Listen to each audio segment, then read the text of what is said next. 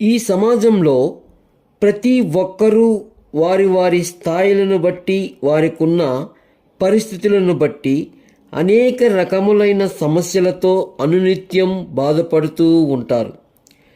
అలాగే ఆ సమస్యలను వారికి వారే తనకు తానుగా పరిష్కరించుకున్నప్పుడు ఒక అందమైన, అద్భుతమైన అనుభూతిని పొందుతారు.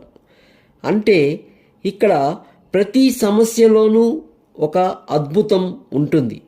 కాబట్టి మనం చేయవలసినది సమస్యలకు తల వంచి డీలాపడి పారిపోవడం కాదు, ఆ అద్భుతాన్ని వెతకి వేటాడి జుర్రుకోవాలి.